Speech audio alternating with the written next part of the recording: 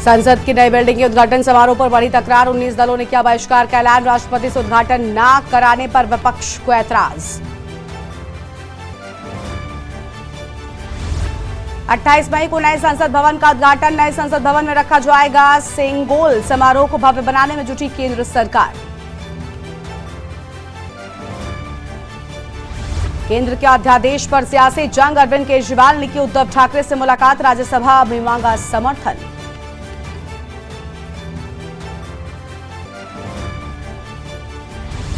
नीति आयोग के समक्ष 27 मई को विभिन्न क्षेत्रों में यूपी की उपलब्धियां बताएंगे सीएम योगी। राज्य सरकार की उपलब्धियों और नवाचारों को करेंगे साझा। पीएम मोदी रहेंगे मौजूद। आजम को मिली राहत। भड़काऊ भाषण मामले में गई थी सपा नेता के विधायक, अब उसी केस में हुए बरी।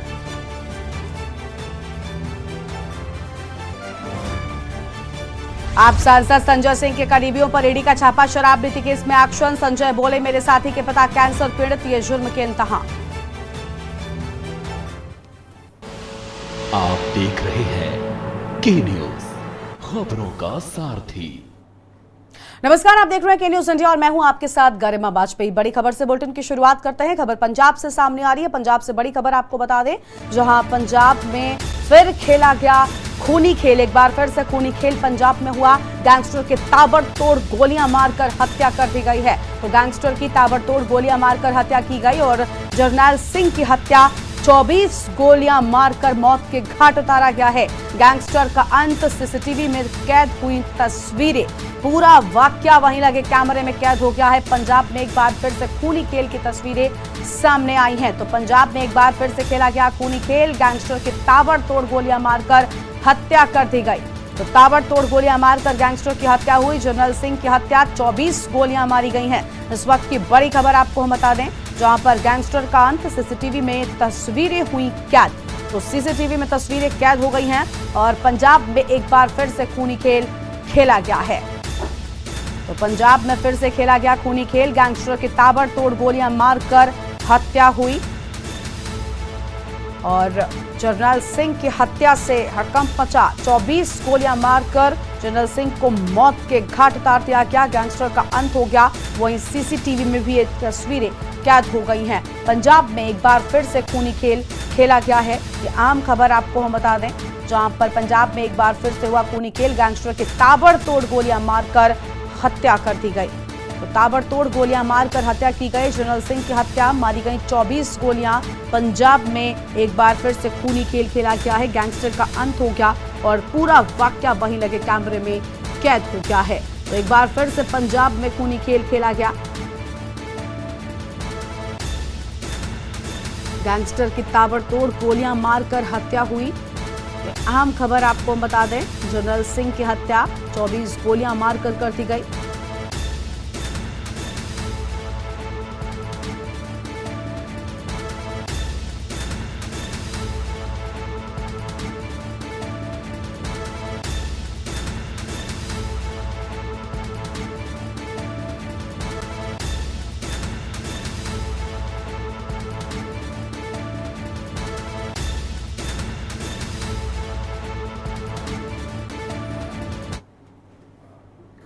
और आगे बढ़ेंगे खबरों की ओर। चंडीगढ़ से अगली खबर, जहां सीएम मनोहर लाल खट्टर का स्वागत हुआ है। गोदगांव में ग्रामीणों ने किया सीएम खट्टर का अभिनंदन। सीएम मनोहर लाल खट्टर का स्वागत। गोदगांव में ग्रामीणों ने सीएम खट्टर का अभिनंदन किया, जोरदार स्वागत किया। गोद बलाहा कला गांव के लिए सीएम मनोहर लाल ने की घोषणा। 3 गांव गोद बलाहा कला बलाहा खुर्द के लिए घोषणा की गई है। गांवों में जमीन मुहैया कराने पर नहर की घोषणा। निजामपुर के आसपास के 9 गांवों को भी मिलेगा फायदा। तो ये 9 गांवों को भी फायदा मिलने वाला है। यह आम खबर आपको बता दें, गोद बलाहा कला गांव की ये बात सामने आई है, जहां 3 गांव गोद बलाहा कला बलाहा खुर्द के लिए घोषणा किए जाने की बात सामने आई है। इस वक्त की आम खबर आपको बता दें, गाँव में जमीन मुहैया कराने पर नहर की घोषणा हुई है। तो गांव में जमीन मुहैया कराने पर नहर की घोषणा। निजामपुर के आसपास के 9 गांवों को भी मिलेगा फायदा। तो निजामपुर के आसपास के 9 गांवों को मिलेगा फायदा। चंडीगढ़ से खबर, सीएम मनोहर लाल खट्टर का स्वागत हुआ है। और गोंद गांव में ग्रामीणों ने किया सीएम खट्टर का अभिनंदन। आम खबर आपको बता रहे हैं, सीएम खट्टर का अभिनंदन हुआ। सीएम मनोहर लाल खट्टर का स्वागत किया गया है। फिलहाल ये अहम खबर आपको हम बता रहे हैं। गोंद गांव में ग्रामीणों ने किया सीएम खट्टर का अभिनंदन। गोद बलाहा कलां गांव के लिए सीएम मनोहर लाल ने की घोषणा और 3 गांव गोद बलाहा कला और बलाहा खुर्द के लिए ये घोषणा हुई है। अगली खबर हरियाणा से है, जहां एक्टिव मोड पर आई सीएम फ्लाइंग की टीम। लगातार दूसरे दिन टीम की फतेहाबाद में छापेमारी से मचा हड़कंप। एक्टिव मोड पर सीएम फ्लाइंग की टीम नजर आ रही है और Fatehabad central co operative bank में दबिश। टीम ने बैंक से संबंधित सभी रिकॉर्ड खंगाले हैं।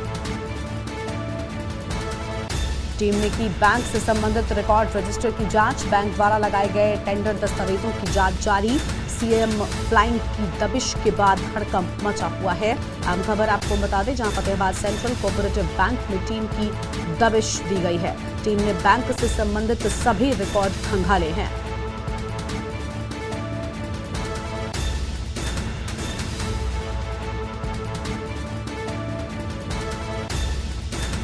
और बैंक द्वारा लगाए गए टेंडर दस्तावेजों की जांच जारी है।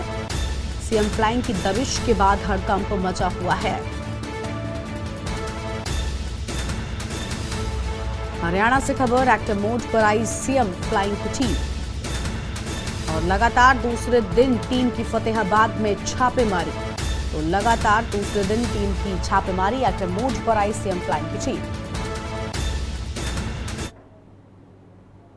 और आगे बढ़ेंगे खबर की ओर, जहां पर महेंद्रगढ़ से खबर है। गोद बलाहा कला गांव में जनसंवाद कार्यक्रम। मुख्यमंत्री मनोहर लाल ने कार्यक्रम में शिरकत की है। गोद बलाहा कला गांव में जनसंवाद कार्यक्रम। मुख्यमंत्री मनोहर लाल ने कार्यक्रम में शिरकत की।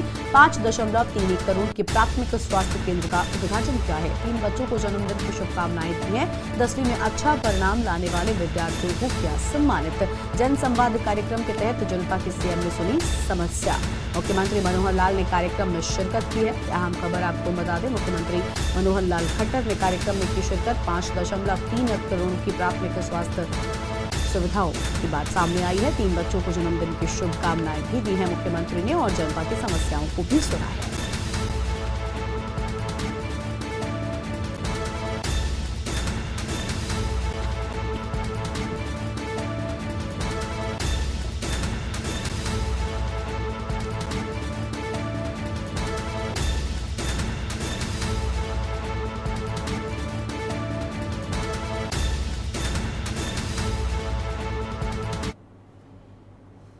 और कृष्ण लीला मंडली के साथ उड़ीसा में मारपीट। ग्राम मलदा की कृष्ण लीला मंडली के साथ मारपीट। मंगोली नाका पर तीर्थयात्रियों से उगाही को लेकर विवाद। रामेश्वरम तीर्थ से उड़ीसा के रास्ते लौट रहे थे श्रद्धालु।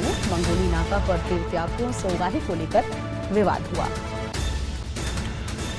रामेश्वरम तीर्थ से उड़ीसा के रास्ते लौट रहे थे श्रद्धालु। ये अहम खबर आपको हम बता रहे हैं। और रामलीला, माफ कीजिएगा, कृष्ण लीला मंडली के साथ उड़ीसा में मारपीट हुई है।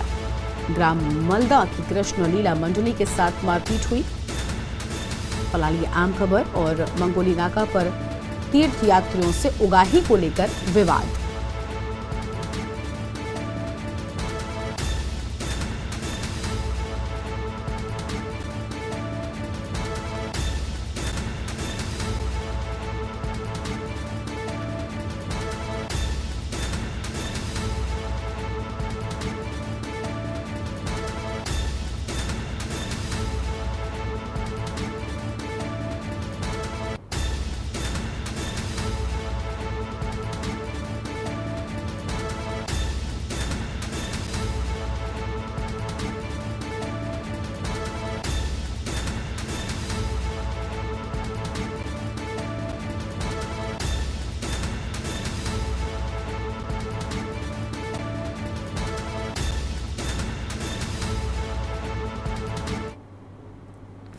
इटावा पहुंचे डिप्टी सीएम ब्रजेश पाठक भाजपा के कार्यालय पहुंचे हैं और ब्रजेश पाठक का कार्यालय में स्वागत हुआ है। भाजपा प्रतिनिधियों के साथ भी यहां पर डिप्टी सीएम ने बैठक की है। तो भाजपा प्रतिनिधियों के साथ डिप्टी सीएम की बैठक हुई। भाजपा प्रतिनिधियों के साथ बैठक हुई है और डिप्टी सीएम का पार्टी कार्यालय में स्वागत हुआ है।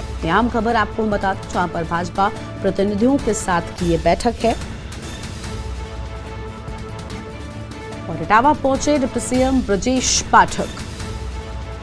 तो इटावा पहुंचे डिप्टी सीएम ब्रजेश पाठक भाजपा के कार्यालय पहुंचे हैं और यहां पर उनका भव्य स्वागत भी हुआ है। सीएम का पार्टी कार्यालय में हुआ स्वागत। यह अहम खबर आपको हम बता दें, पार्टी कार्यालय में स्वागत हुआ। भाजपा प्रतिनिधियों के साथ की बैठक, तो भाजपा प्रतिनिधियों के साथ बैठक की गई और इटावा पहुंचे हैं डिप्टी सीएम ब्रजेश पाठक और यहां पर उनका भव्य स्वागत भी हुआ है और उस दौरान की तस्वीरें आपकी टीवी स्क्रीन पर हैं।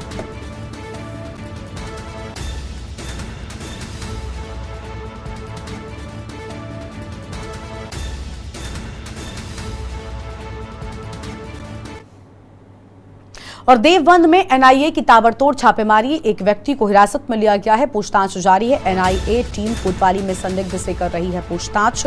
पीएफआई के संबंध में एनआईए की छापेमारी जारी है, एक व्यक्ति को हिरासत में लिया गया है और पूछताछ जारी है।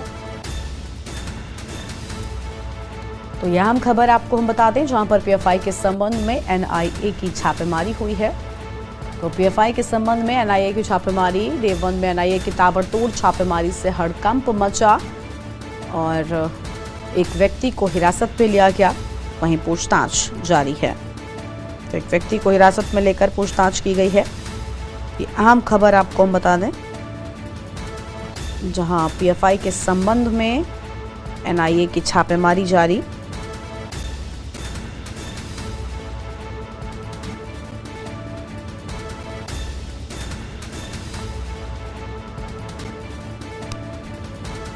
और एक व्यक्ति को हिरासत में लेकर पूछताछ की गई है। एनआईए की टीम कोतवाली में संदिग्ध से पूछताछ कर रही है और पीएफआई के संबंध में एनआईए की छापेमारी। फिलहाल ये अहम खबर आपको हम बता दें, जहां पर देवबंद में एनआईए की ताबड़तोड़ छापेमारी, एक व्यक्ति को हिरासत में लिया गया, पूछताछ जारी है। फिलहाल ये अहम खबर आपको हम बता दें, जहां एनआईए टीम कोतवाली में संदिग्ध से पूछताछ कर रही है।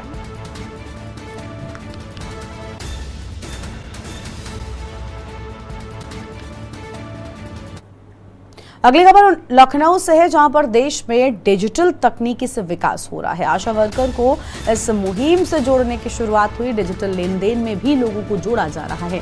आजादी का अमृत महोत्सव कार्यक्रम के तहत योजना 5000 ग्राम पंचायतों में डिजिटल ट्रांजैक्शन को बढ़ावा, विशेषकर महिलाओं के बीच विशेष अभियान की शुरुआत। लखनऊ के इंदिरा गांधी प्रतिष्ठान में होगा कार्यक्रम। केंद्रीय ग्रामीण विकास पंचायती राज मंत्री सीएम योगी इसमें शामिल होंगे।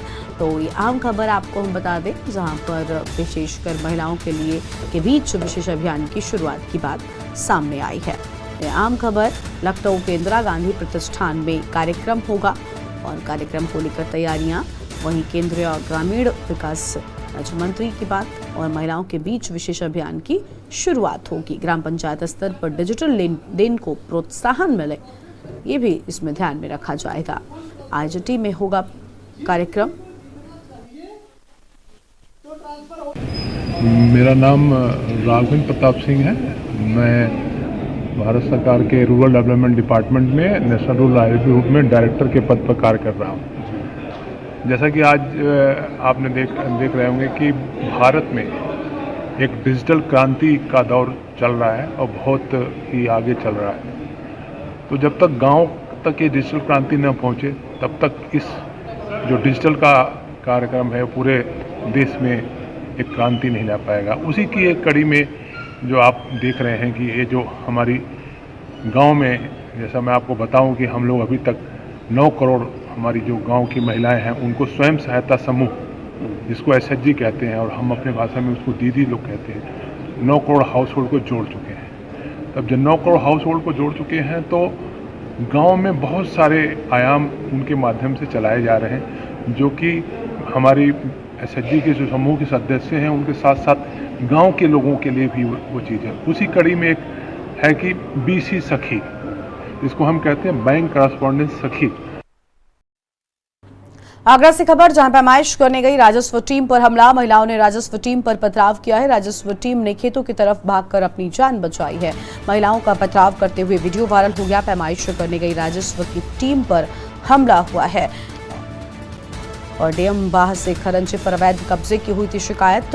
उप जिलाधिकारी वाह के आदेश पर पैमाइश करने गई थी टीम। पुलिस की मौजूदगी में महिलाओं ने किया पथराव। पैमाइश करने गई राजस्व टीम पर हमला हुआ। महिलाओं ने गाली गलौज अभद्रता कर टीम को खदेड़ा है। बिना पैमाइश के ही बैरंग लौटी है राजस्व की टीम। थाना पिढ़ौरा क्षेत्र के जोर गांव का ये पूरा मामला है।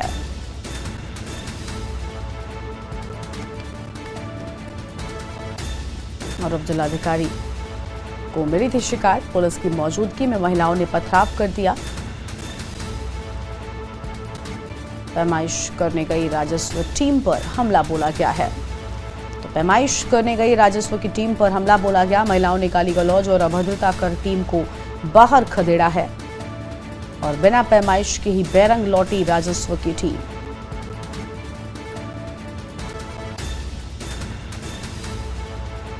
थाना पिढ़ौरा क्षेत्र का ये पूरा मामला है। आगरा से खबर। पैमाइश करने गई राजस्व टीम पर हमला बोला गया और महिलाओं ने राजस्व टीम पर किया पथराव। राजस्व टीम ने खेतों की तरफ भागकर किसी तरह से अपनी जान बचाई है।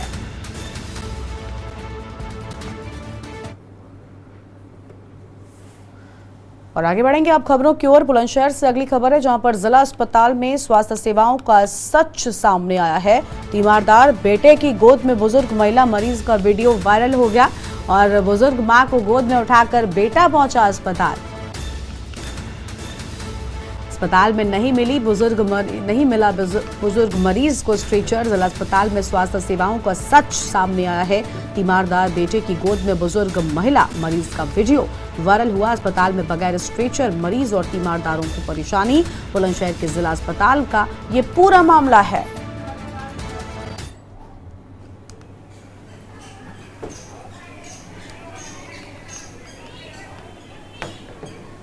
तो ये तस्वीरें आप देख सकते हैं, जहां पर एक बुजुर्ग को स्ट्रेचर नहीं मिला, जिसके चलते परिजन उन्हें गोद में उठाकर अस्पताल के भीतर लेकर गए। और ये तस्वीरें स्वास्थ्य सेवाओं की सुविधाओं पर सवाल उठा रही हैं।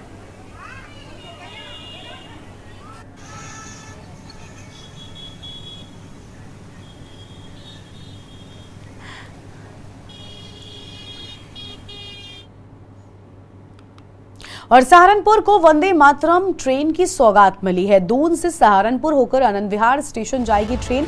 रेल मंत्री अश्विनी वैष्णव ट्रेन में बैठकर सफर करेंगे। 25 मई को वंदे मातरम ट्रेन को मिलेगी हरी झंडी।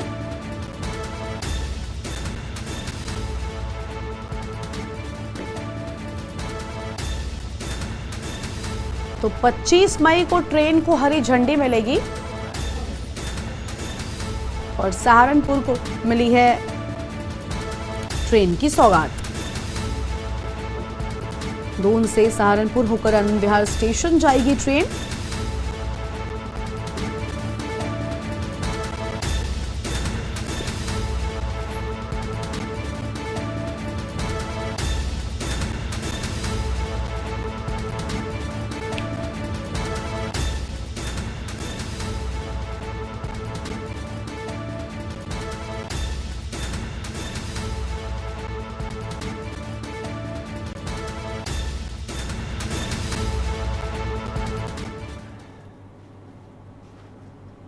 और आगे बढ़ेंगे खबरों की ओर। सीतापुर से खबर आपको हम बताते हैं, जहां पर लापता कोटेदार का शव मिलने से सनसनी मच गई। 3 दिन से लापता कोटेदार का शव मिला है।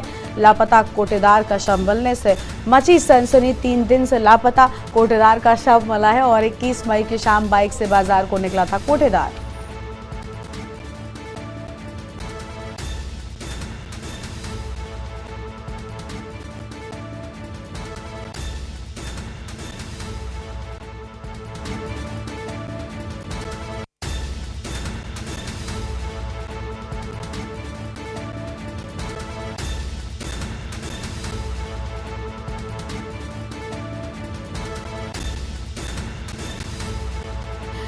तो बिस्वा कोतवाली इलाके का ये पूरा मामला है। अहम खबर आपको बता दें, बिस्वा कोतवाली इलाके का है ये पूरा मामला, जहां लापता कोटेदार का शव मिलने से सनसनी मच गई। सीतापुर से खबर आपको बता दें, लापता कोटेदार का शव मिलने से मची सनसनी और 3 दिन से कोटेदार लापता था, लेकिन अब उसका शव बरामद कर लिया गया है और लापता कोटेदार का शव मिलने से सनसनी मची हुई है। बिस्वा कोतवाली का ये पूरा मामला बताया जा रहा है।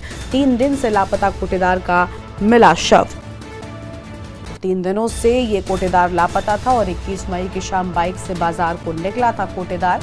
ये आम खबर आपको हम बता दें और घटनास्थल से कुछ ही दूरी पर कोटेदार की बाइक भी बरामद कर ली गई है। बिस्वा कोतवाली इलाके का है ये पूरा मामला। फॉरेंसिक टीम की मदद से जांच में जुटी हुई है पुलिस। और बिस्वा कोतवाली इलाके का है ये पूरा मामला। आम खबर आपको हम बता दें, जहां सीतापुर से खबर लापता कोटेदार का शव मिलने से सनसनी मची हुई है और 3 दिन से लापता कोटेदार का शव मिला है।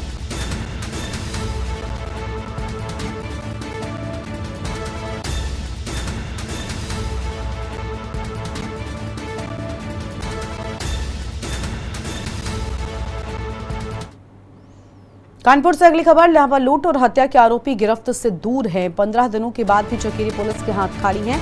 लूट और हत्या के आरोपी गिरफ्त से दूर, 15 दिनों के बाद भी चकेरी पुलिस के हाथ खाली। पुलिस के सर्विलांस लुटेरों के आगे धराशायी हो गया है। पुलिस का सर्विलांस, पुलिस और गठित टीमों में नहीं बन पा रहा सामंजस्य। लूट और हत्या के आरोपी पुलिस की पकड़ से दूर हैं। 15 दिन से अंधेरे में तीर चला रही पुलिस। करीब 2 दर्जन संदिग्ध लोगों से हो चुकी है पूछताछ और 10 मई को हुई थी लोहा व्यापारी की लूट के बाद हत्या। व्यापारियों ने चकेरी पुलिस को दिया अल्टीमेटम, अगर नहीं खुली घटना तो होगा आंदोलन। अहम खबर आपको बता दें, जहां लूट और हत्या के आरोपी अब तक पुलिस की पकड़ से दूर बताए जा रहे हैं और 15 दिन से अंधेरे में तीर चला रही है पुलिस। तो 15 दिनों से अंधेरे में तीर चला रही है पुलिस और करीब 2 दर्जन संदिग्ध लोगों से पूछताछ हो चुकी है। तो करीब 2 दर्जन संदिग्ध लोगों से पूछताछ हो चुकी है। 10 मई को लोहा व्यापारी की लूट के बाद हत्या हुई थी।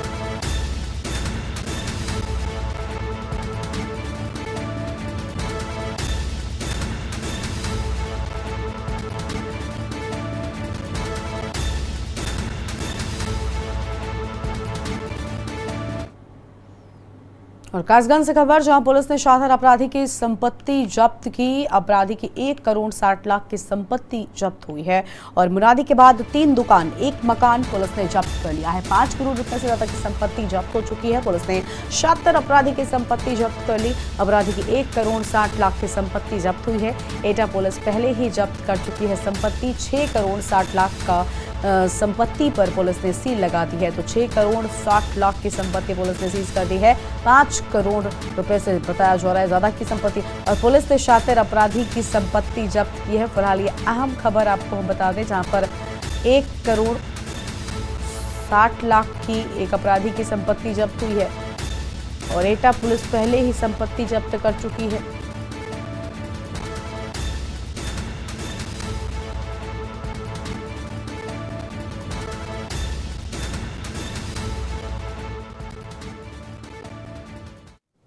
पुलिस अधीक्षक कासगंज महोदय के द्वारा अपराध नियंत्रण की दिशा में चलाए जा रहे अभियान के क्रम में आज थाना क्षेत्र पटियाली पर पंजीकृत गैंगस्टर का अपराध 297/22 के अभियुक्त राज बहादुर उर्फ सुल्लन पुत्र तुर्रम सिंह निवासी दरिकपुर थाना क्षेत्र पिलुआ जनपद एटा के विरुद्ध जिलाधिकारी महोदय कासगंज के आदेश के क्रम में हमारी क्षेत्राधिकारी पटियाली और साथ साथ प्रभारी निरीक्षक सिड़पुरा की टीम के द्वारा एक जब्तीकरण की कार्यवाही की गई है। कुल 1 करोड़ 60 लाख की संपत्ति आज जब्त की गई है। और अगली खबर मेरठ से है, जहां पर तंत्र क्रिया में बच्ची को अगवा करने की कोशिश हुई है। परिजनों का आरोप है बच्चे को बलि देने के लिए अगवा किया गया और घर में घुसकर बच्ची को अगवा करने की कोशिश हुई है। तांत्रिक क्रिया करता है आरोपी और अगवा हुई बच्ची को परिजनों ने तांत्रिक से छुड़ाया है। निसारी गेट थाना क्षेत्र का मामला है। शिकायती पत्र लेकर थाने पहुंचे परिजन एसएसपी से न्याय की गुहार लगाई है। तो तांत्रिक क्रिया करता है आरोपी और अगवा हुई बच्ची को परिजनों ने तांत्रिक से छुड़ाया है।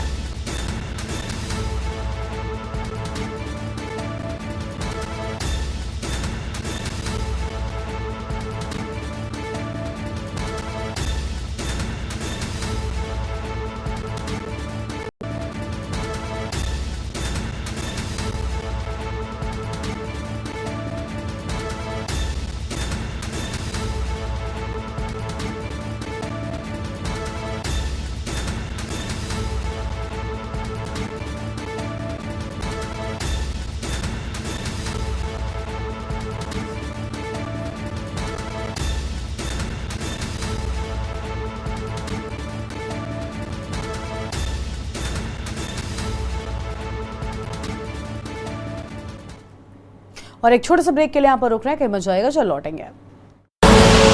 आप देख रहे हैं के न्यूज, खबरों का सारथी। ब्रेक के बाद आप सभी का स्वागत है। खबर हाथरस से, जहां पर बिजली कटौती से स्थानीय लोग परेशान हैं और लोगों ने बिजली घर पर धरना प्रदर्शन किया है। 10 दिनों से हो रही कटौती से परेशान हैं स्थानीय लोग। अपनी मांगों को लेकर लोगों ने बिजली घर पर धरना प्रदर्शन किया है। बिजली कटौती से स्थानीय लोग परेशान, लोगों ने किया धरना प्रदर्शन और इस भीषण गर्मी में लोगों के घरों में बिजली नहीं है, जिसके चलते वो परेशान है। जमकर नारेबाजी कर दी है उन्होंने।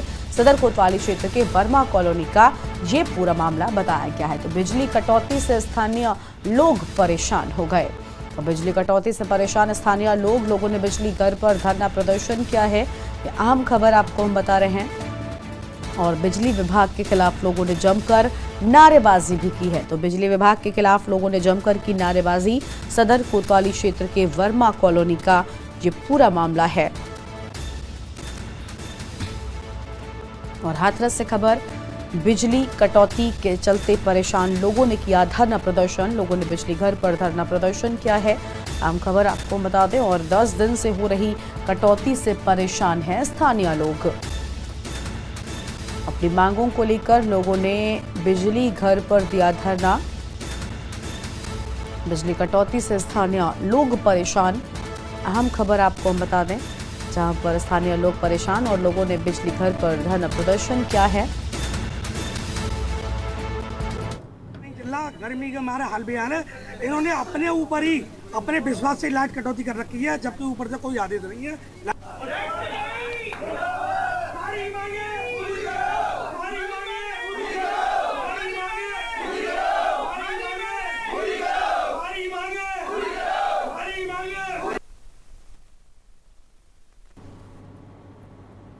बुलंदशहर में डिप्टी कलेक्टर अभिनव द्विवेदी को बनाया आईएएस और आईएएस अफसर बनने वाले अभिनव की सफलता हासिल की है। अभिनव द्विवेदी ने यूपीएससी में अर्जित की 137वीं रैंक, इंडियन इंफॉर्मेशन सर्विस और यूपी पीसीएस में भी सफलता पाई है। तो अभिनव द्विवेदी ने यूपीएससी में अर्जित की 137वीं रैंक, इंडियन इंफॉर्मेशन सर्विसेज और साथ ही यूपी पीसीएस में भी सफलता पाई है। बुलंदशहर से खबर, डिप्टी कलेक्टर अभिनव द्विवेदी को बनाया आईएएस अफसर बनने वाले अभिनव ने सफलता हासिल की। और अभिनव द्विवेदी ने यूपीएससी में अर्जित की 137वीं रैंक और इंडियन इंफॉर्मेशन सर्विसेज में यूपी पीसीएस में भी सफलता मिली है। ये अहम खबर आपको हम बता दें। बुलंदशहर से खबर है, जहां अभिनव द्विवेदी की यूपीएससी में 137वीं रैंक लाकर सफलता हासिल की है। देखिए, सबसे पहले तो आप सभी का धन्यवाद। मैं ये कहना चाहता हूँ कि आप सभी लोग जो तैयारी कर रहे हैं, जो भी एस्पिरेंट्स, वो कंटिन्यूसली हार्ड वर्क करते रहिए, पॉजिटिविटी रखिए और एक टाइम मैनेजमेंट के साथ तैयारी करिए, आपको सफलता ज़रूर मिलेगी। मेरा तो यही रियलाइजेशन है कि अगर आप कंटिन्यूस एफर्ट करते रहेंगे तो आपको सफलता जरूर मिलेगी। देखिए, मैंने 10th और 12th जो है वो श्री युवा सरस्वती विद्या मंदिर मथुरा से करी है। उसके बाद जो मेरी ग्रेजुएशन है वो सिविल इंजीनियरिंग में मोतीलाल नेहरू से रही है। उसके बाद मैंने जो फर्स्ट अटैम्प्ट दिया उसमें मेरा Indian information service civil services exam के थ्रू हो गया था, जिसमें मैं असिस्टेंट डायरेक्टर के पद पर तैनात था। उसके बाद मेरा पीसीएस में सिलेक्शन हुआ, जिसमें मेरी रैंक 12 रही और मुझे एसडीएम की पद मिली। और सबसे पहले मेरी तैनाती जनपद कासगंज में रही और उसके बाद जनपद बुलंदशहर में हूँ। मैं वर्तमान में मैं एसडीएम शिकार। परिवार के बारे में बताइए सर कुछ। मेरा परिवार में मेरे जो पिता हैं वो सिविल इंजीनियर हैं, माता मेरी होम मेकर हैं और भाई मेरा इंजीनियर है और बहन मेरी Jawaharlal Nehru medical college AMU से MBBS कर रही है। सर,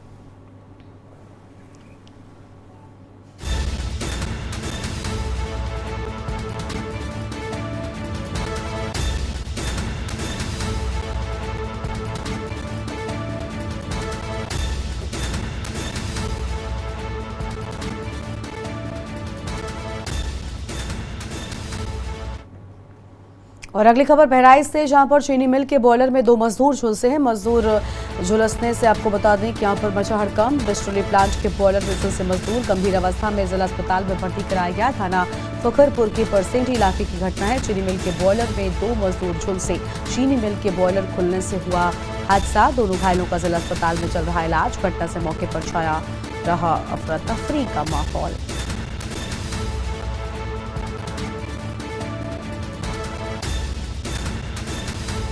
अफरा तफरी का माहौल देखने को मिला है। चीनी मिल के बॉयलर खुलने से हादसा हो गया, जिसमें 2 मजदूरों के झुलसने की बात सामने आई है। दोनों ही घायलों का जिला अस्पताल में इलाज चल रहा है। और ये आम खबर आपको हम बता दें, घटना से मौके पर छाया रहा अफरा तफरी का माहौल।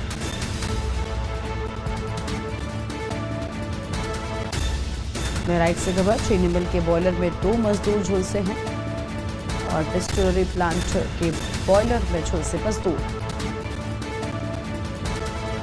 वहीं गंभीर अवस्था में जिला अस्पताल में भर्ती कराया गया है। और थाना फखरपुर के परसेंडी इलाके की यह पूरी घटना है।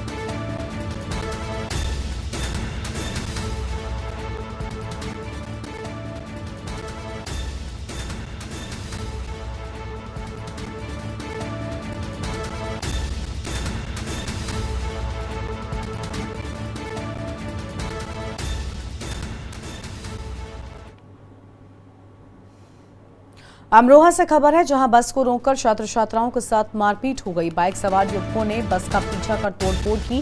बस के अंदर घुसकर छात्र छात्राओं को जमकर पीटा है। घटना को अंजाम देकर बाइक सवार युवक फरार हो गए और IFTM यूनिवर्सिटी की छात्र छात्राओं को पीटा गया।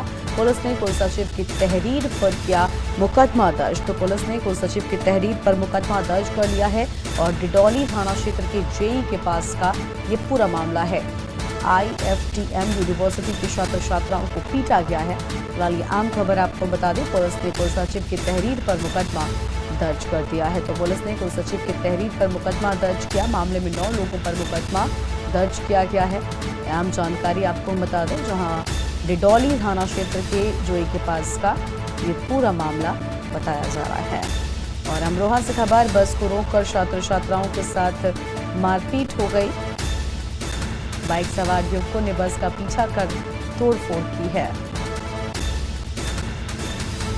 बस के अंदर घुसकर छात्र छात्राओं को पीटा है। घटना को अंजाम देकर फरार हुए बाइक सवार युवक। और IFTM यूनिवर्सिटी की छात्र छात्राओं को पीटा गया है।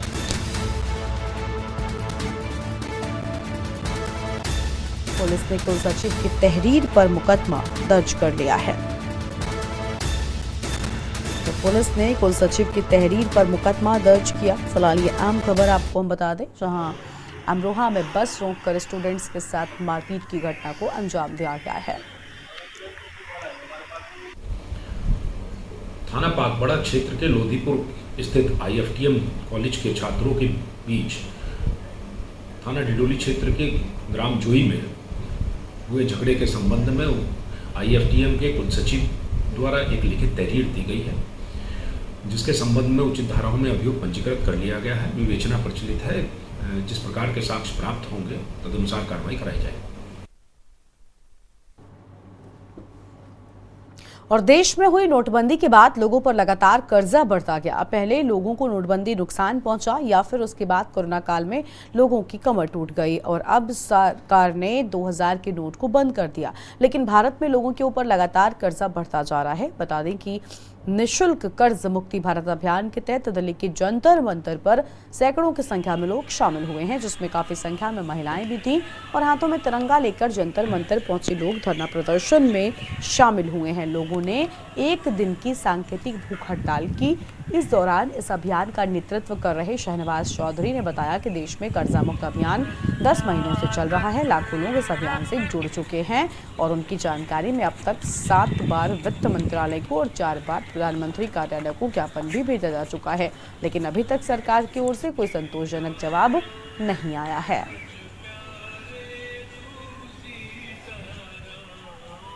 है 3.5 लाख से ज्यादा लोग हमारे साथ जुड़ चुके हैं। हम लोग पहले 7 बार वित्त मंत्रालय में डेलीगेशन भेज चुके हैं और उसके बाद हम लोगों ने वित्त मंत्रालय के साथ साथ PMO में भी डेलीगेशन भेजा है, लेकिन वहां से भी कोई संतोषजनक जवाब नहीं आया। लेटर आते हैं, लेटर में कहा जाता है आपकी कोई व्यक्तिगत समस्या तो बताइए। अरे देश की जनता की समस्या ही हमारी समस्या। मुझ पर कर्जा नहीं है, मेरी टीम के जो साथी बैठे इनमें किसी पर कर्जा नहीं है, लेकिन सरकार को जनता की सुध लेनी पड़ेगी। जनता कर्जे के कारण बहुत परेशान है। आज कोई ज्ञापन आप लोग देने वाले हैं? बिल्कुल पीएमओ को एक ज्ञापन लेकर के हम लोग जा रहे हैं कि हमने जो लेटर दिए थे उन पर क्या क्या काम हुआ और सरकार क्या इस पर विचार कर रही है। हमारी जो तीनों मांगे हैं, पहली मांग क्या है? पहली मांग है वो लोग जो कर्जे कारण दलदल में फंसे, नोटबंदी, जीएसटी और लॉकडाउन के कारण उनका कर्जा माफ होना चाहिए। दूसरी मांग, जिनका कर्जा माफ नहीं हो सकता उन्हें 2 साल का समय दिया जाए। और तीसरी मांग कि ऐसे लोग जो एक्सपायर कर गए, जो अब दुनिया में ही नहीं बचे, उनका लोन तो माफ होना ही चाहिए। छोटे छोटे अनाथ बच्चे हैं, उनको घर से ना निकाला जाए, उनके सर से छत ना छीनी जाए। इसके बाद क्या रणनीति आप लोगों की बन रही है? इसके बाद हम लोग प्लानिंग कर रहे हैं। अभी तो हमने सिर्फ दिल्ली एनसीआर के लोगों को ही बुलाया था। मेरा कोशिश ये थी कि ज्यादा यहाँ भीड़ ना हो, व्यवस्था भी बनी रहे, क्योंकि प्रशासन से भी हमारी कोई लड़ाई नहीं है। बहुत सारे पुलिस वाले हमारे साथ जुड़े हुए हैं, बहुत सारे प्रशासन के लोग जुड़े हुए हैं, गवर्नमेंट एम्प्लॉय जुड़े हुए हैं, वो भी कर्जे की दलदल में है। हमारी कोशिश ये है कि सरकार अभी जाग जाए, नहीं तो फिर पूरे इंडिया से लोगों को बुलाया जाएगा। 3.5 लाख से ज्यादा लोग हमारे साथ जुड़ चुके हैं। हमारा टारगेट 1 करोड़ लोगों को इकट्ठा करना है जो सरकार की गलत नीतियों के कारण कर्जे की दलदल में फंसे हैं। और बांदा जेल में बंद गैंगस्टर डॉन मुख्तार अंसारी की फर्जी एम्बुलेंस मामले में पेशी बाराबंकी के एमपी एमएलए कोर्ट में वीडियो कॉन्फ्रेंसिंग के जरिए हुई है। इसके अलावा गैंगस्टर मामले में पीठासीन अफसर कमलकांत श्रीवास्तव की कोर्ट में ऑनलाइन पेशी हुई। इस दौरान मुख्तार अंसारी ने जज से बताया कि बांदा जेल में छापा मारने के बहाने डीएम और एसपी समेत बाकी अधिकारी उसके मुकदमे से संबंधित सारे कागजात और फाइलें भी लेकर चले गए हैं, जिसमें उसके मुकदमे से संबंधित फाइलें भी थी। मुख्तार ने बताया कि मुकदमे में उसे अपने बचाव करने से भी रोका जा रहा है। बता दें कि एम्बुलेंस और गैंगस्टर के मामले की सुनवाई बाराबंकी की एमपी एमएलए कोर्ट और पीठासीन अधिकारी कमलकांत श्रीवास्तव की कोर्ट में हो रही है। कोर्ट ने गैंगस्टर मामले की सुनवाई की अगली तारीख अब 29 मई को दी है, जबकि 26 मई को एम्बुलेंस केस में आरोपों पर बहस होगी।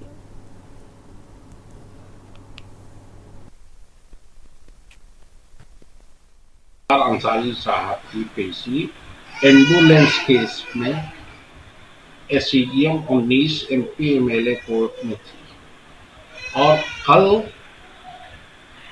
गैंगस्टर कोर्ट में पीठासीन अफसर श्री कमलकांत श्रीवास्तव जी की कोर्ट में थी। कल पूर्व विधायक जी ने न्यायालय से के समक्ष ये कहा कि छापे के बहाने 19 मई को डीएम और एसपी ने जितनी भी हमारी फाइलें थी और जो हमारे कार्ड्स थे या अदर सारी चीजें थी वो धीरे से उठा ले गए। उसमें बाराबंकी से भी संबंधित केसेस की रूलिंग्स और पत्रावली थी।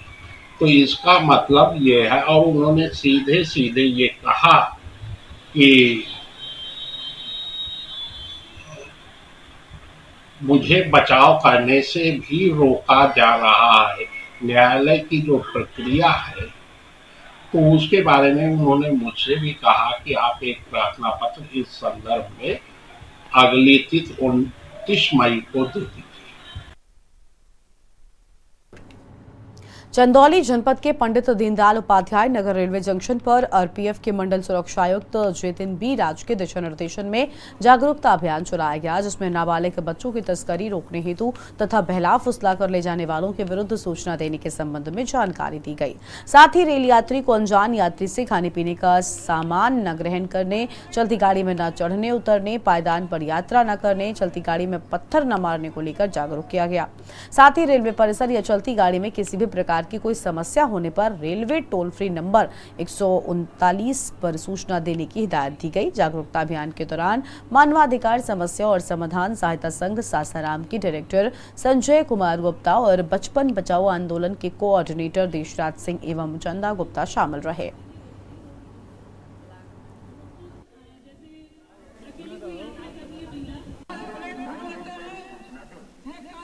वीडियो जंक्शन पे बढ़िया अधिकारियों के दिशा निर्देश पे आरपीएफ, बचपन बचाओ आंदोलन और मानवाधिकार समस्या एवं सहायता संघ सासाराम द्वारा संयुक्त रूप से एक जागरूकता अभियान चलाया गया, जिसमें नाबालिग बच्चों को तस्करी रोकने हेतु और बहला फुसला कर जो ले जाते हैं उनके विरुद्ध सूचना देने के लिए यात्री को जागरूक किया गया।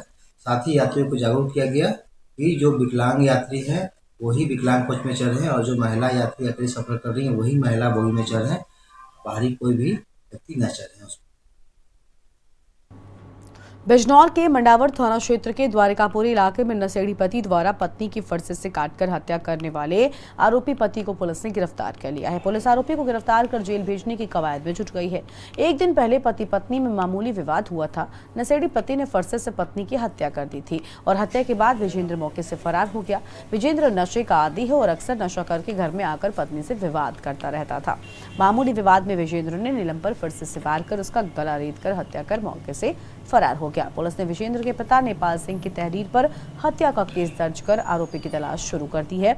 आज पुलिस ने आरोपी विजेंद्र को गिरफ्तार कर लिया और उसके कब्जे से हत्या में इस्तेमाल फरसा भी बरामद कर लिया है।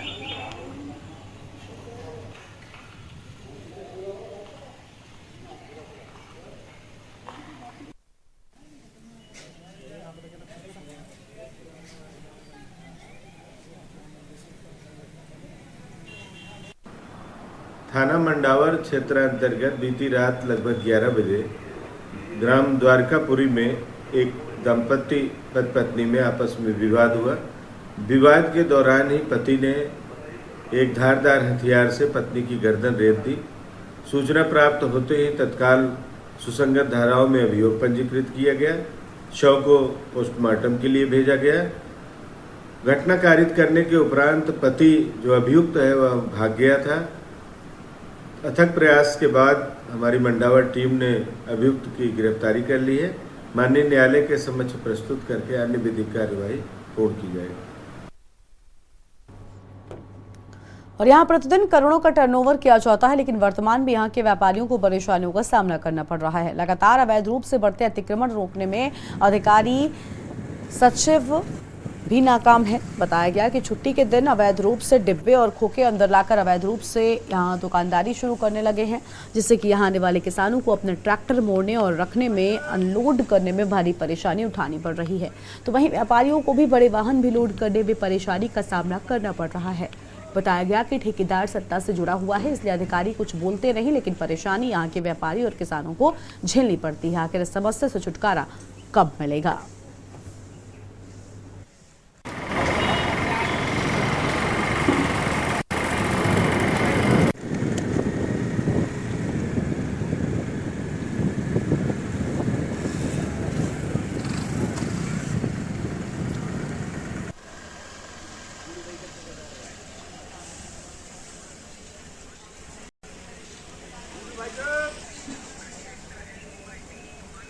यहाँ पर अभी वर्तमान समय में मंडी में अतिक्रमण बढ़ता जा रहा है।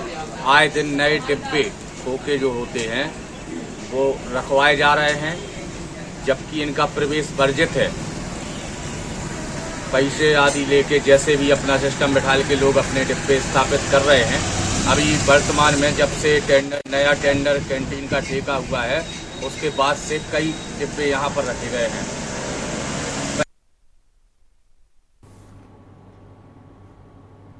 यूपीएससी की परीक्षा में रायबरेली के एक होनहार बच्चे ने 56वीं रैंक हासिल कर जिले का नाम रोशन किया है और शहर के रहने वाले अर्नव मिश्रा 2021 में यूपीएससी के द्वारा पीसीएस परीक्षा उत्तीर्ण की थी, लेकिन अर्नव का सपना देश की सर्वोच्च सेवा आईएएस में जाने का था और वो लगातार आईएएस में सिलेक्शन के लिए प्रयास करते रहे। वर्तमान में अर्नव एसडीएम की ट्रेनिंग कर रहे हैं। अर्नव की बड़ी बहन आरुषि मिश्रा 2018 में आईएफएस परीक्षा में दूसरा स्थान प्राप्त किया था और वर्तमान में आगरा के चंबल में डीएफओ के पद पर तैनात हैं। आरुषि के पति भी एक आईएफएस ऑफिसर हैं और इस तरह उन्होंने देश की सर्वोच्च सेवा में अच्छा स्थान प्राप्त करके न केवल माता पिता बल्कि जनपद का भी नाम रोशन किया है, बल्कि देश के युवाओं के लिए भी ये भाई बहन एक प्रेरणा स्रोत के रूप में देखे जाने लगे हैं। निश्चित ही देश के युवा इनसे प्रेरित होकर एक अच्छा मुकाम हासिल कर सकेंगे।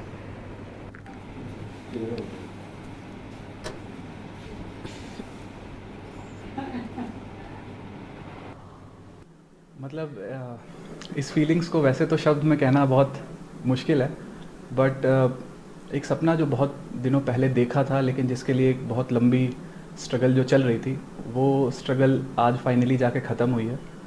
और मतलब सिर्फ खुश हूँ ये कहना बहुत ही छोटा शब्द होगा इसके लिए। एक फीलिंग होती है कंटेंटमेंट की, जिसको हम कहते हैं, एक होती है खुशी और एक होती है कंटेंटमेंट। तो कंटेंटमेंट की ही फीलिंग आज मुझे अपने अंदर महसूस हो रही है, जो कि अब इस रिज़ल्ट आने के बाद जिस स्थान पे मैं रहूँगा तो शायद मैं भारत की जनता के बेनिफिट के लिए कुछ काम अच्छा कर पाऊँगा। बहुत खुशी महसूस हो रही है। जब बीटेक करने के बाद इन्होंने आईआईटी जोधपुर से बीटेक किया, उसके बाद एक ड्रीम था कि आईएएस बनने का, और 56वीं रैंक, ऑल इंडिया 56 रैंक आने के बाद इनका जब ये हुआ कि उनको आईएएस अलॉट हो जाएगा तो बहुत खुशी हुई, और इसके माध्यम से देश की सेवा करने का इनको एक अच्छा मौका मिलेगा।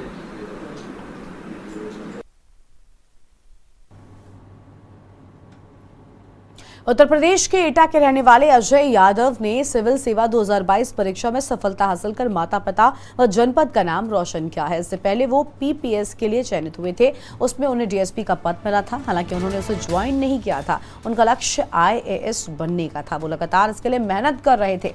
मंगलवार को संघ लोक सेवा आयोग का रिजल्ट जारी हुआ तो उसमें सफलतम परीक्षार्थियों की सूची में अजय का भी नाम शामिल था। रिजल्ट देखकर अजय खुशी से झूम उठे। उनकी सफलता पर परिवार के लोग भी काफी खुश हैं।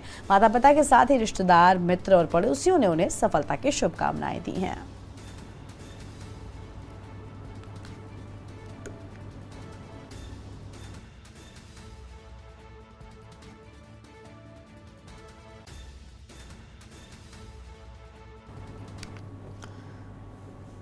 और बागपत में सभासद के चुनाव को लेकर हुए खूनी संघर्ष में एक की मौत हो गई, जबकि 3 लोग गंभीर रूप से घायल हो गए।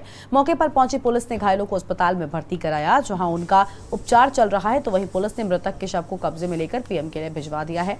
बता दें कि वारदात छपरौली थाना क्षेत्र के कस्बे की बताई जाती है, जहां नगर पंचायत के वार्ड 12 से जीते प्रत्याशी अमित पक्ष पर हारे हुए प्रत्याशी प्रभात पक्ष ने हमला बोल दिया, जिसमें गजेंद्र नाम के शख्स पर धारदार हथियार और तलवार से हमला बोल दिया। विजेंद्र की मौके पर ही मौत हो गई, जबकि अश्विनी और भूदेव घायल हो गए, जिनका अस्पताल में उपचार चल रहा है। घटना की संवेदनशीलता को देखते हुए एसपी बागपत अर्पित विजयवर्गीय भी मौके पर पहुंचे और घटनास्थल का निरीक्षण किया है।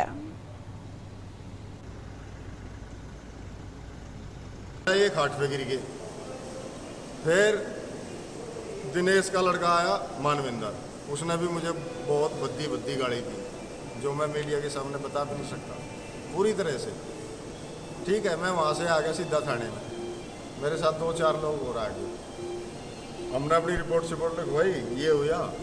इतने में फिर ये वार्ड 12 से मेंबर है, इनके घर कुआड़ तोड़ी, इनके घर पे हमला कराया।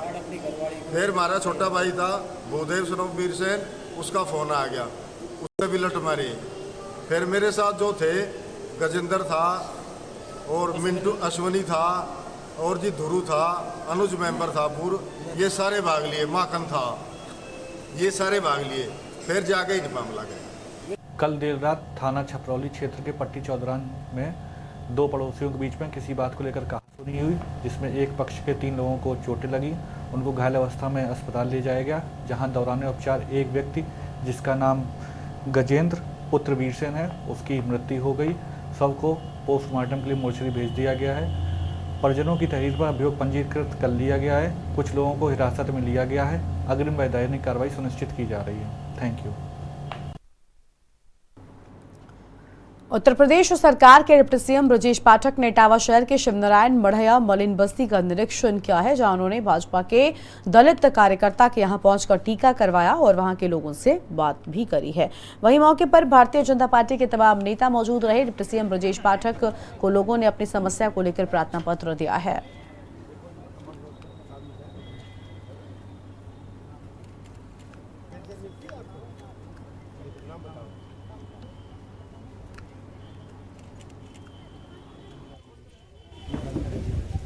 मोबाइल नंबर है कोई लड़का क्या याद है? मोबाइल नंबर आप बाद में आकर तुम एड्रेस लिख लो।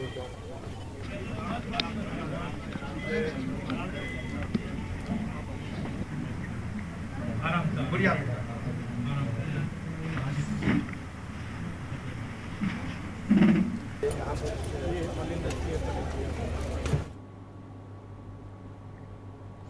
और अगली खबर जालौन से है, जहां पर पिछले कई दिनों से लगातार बिजली की आंख मिचौली लोगों को परेशान कर रही है। वहीं घोषित कटौती से लोगों में गुस्सा बढ़ रहा है। हालत ये हो गई है कि लोग सड़कों पर आकर आक्रोश व्यक्त कर रहे हैं और 24 घंटे में 8 या 10 घंटे मिलने वाली बिजली से लोगों को समस्याओं का सामना करना पड़ रहा है। बिजली न आने से पानी की दिक्कत भी बढ़ गई है और जिसको लेकर जनता ने बिजली सुचारू रूप से चालू करने की मांग की है।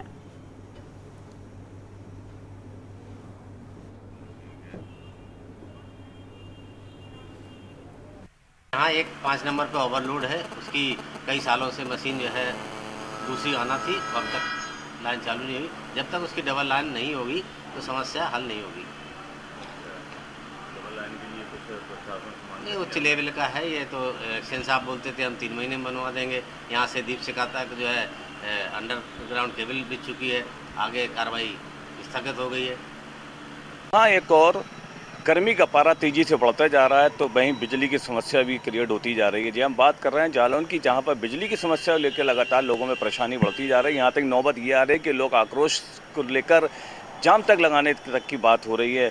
पिछले 24 घंटे में बिजली की जो आवाजावी लगी है वो कहीं ना कहीं लोगों को गर्मी विचलित जरूर कर रही है, क्योंकि पिछले 24 घंटे में बिजली 4 घंटे या 5 घंटे पूर्ण रूप से मिल रही है, बाकी बिजली कटौती में जा रही है। हालांकि बिजली विभाग के कर्मचारियों से मालूम किया तो उनका कहना यह है कि बिजली विभाग में कोई भी रोस्टर नहीं है, लेकिन उसके बावजूद भी बिजली विभाग में कोई फॉल्ट ऐसे होते रहते हैं जिसमें लगातार लाइट को 4-4 घंटे बंद कर दिया जाता है और यही 4-4 घंटे जब लाइट बंद रहती है तो कहीं ना कहीं लोगों को समस्या ज़रूर बढ़ जाती है। और यही वजह है कि बिजली तेजी जो नहीं मिल पा रही है, लोगों में परेशानी बढ़ रही है, क्योंकि जब बिजली नहीं आती है तो पानी भी नहीं आता है और जब पानी नहीं आता है तो लोगों में ऐसी भीषण गर्मी में परेशानियां जरूर बढ़ जाती हैं। आपकी बिजली पिछले कई दिनों से लगातार जो छुपा आग मचोली कर रही है, ये कहीं ना कहीं लोगों को जरूर नुकसान पहुंचाने का कार्य हो रहा है। अब देखना होगा कि आने वाले समय में बिजली सुचारू रूप से कब मिलती है, कब लोगों को इससे निजात मिलती है, तो आने वाला वक्त बताएगा। कैमरा पर्सन मनीष पांडे के साथ माजिद अरमान के न्यूज़ जालौन। और जिला सिविल सर्विसेज के मुकाम को हासिल करने के रोहतक के रहने वाले हर्षित गोयल ने अपनी बहन की शादी भी छोड़ दी थी। आज उसका वो सपना साकार हो गया है। यूपीएससी के रिजल्ट से उसे 166वां रैंक मिला है। अब आईपीएस के पद पर जाकर अपनी इंजीनियरिंग का इस्तेमाल कर कुछ नया करेंगे। हर्षित गोयल की इस उपलब्धि पर परिवार फूला नहीं समा रहा है। परिवार का कहना है कि हर्षित की मेहनत का ही नतीजा है कि वो इस मुकाम को हासिल कर पाए। हर्षित के माता पिता व भाई MBBS डॉक्टर हैं और हर्षित भी IIT से इंजीनियरिंग कर चुके हैं। बहुत अच्छा लगा और स्पेशली इसलिए कि क्योंकि सबकी कलेक्टिव मेहनत होती है, हम अकेले नहीं कर रहे होते, घर वाले भी उम्मीद लगाते हैं, सपोर्ट भी करते हैं, दोस्त लोग भी हेल्प करते हैं, तो ऐसा लगा कि सबकी उम्मीद, सबकी मेहनत सफल हुई साथ में, तो उस चीज़ का बहुत अच्छा लगा। कितनी मेहनत कर मेहनत तो मुझे तो 3 साल लगे मेहनत करते हुए। मैं 2020 में स्टार्ट किया था और इसमें जो राइटिंग वाला पार्ट है एग्ज़ाम में, क्योंकि बहुत ज़्यादा लिखना होता है, तो उसमें मुझे लगा कि हाँ इसमें मेहनत बहुत है लिखने में। हर्षित ने 166वीं रैंक हासिल करी है, किस तरह से देखते हैं? हम लोग काफ़ी खुश हैं हर्षित के इस प्रयास से। पिछले 2 साल निरंतर प्रयास करने के बाद उसकी 166वीं रैंक आई है। ये उसके कड़े मेहनत का नतीजा है और हम चाहेंगे कि आगे ये बहुत और अच्छा करे, सब लोगों की सेवा करे। कितना महत्वपूर्ण योगदान इसमें पूरे परिवार का? पूरे परिवार ने काफ़ी सहयोग किया। हर एक स्टेज पे आके सबने पूरा सपोर्ट किया है। बाकी सबसे ज़्यादा क्रेडिट तो इसका हर्षित को ही जाता है। बाकी हमसे जितना बन पाया तो हम सब ने उसको पूरा सहयोग किया। और इस बुलेटिन में फिलहाल इतना ही। आप देखते रहिए के न्यूज़ इंडिया। नमस्कार। आप देख रहे हैं के न्यूज़, खबरों का सारथी।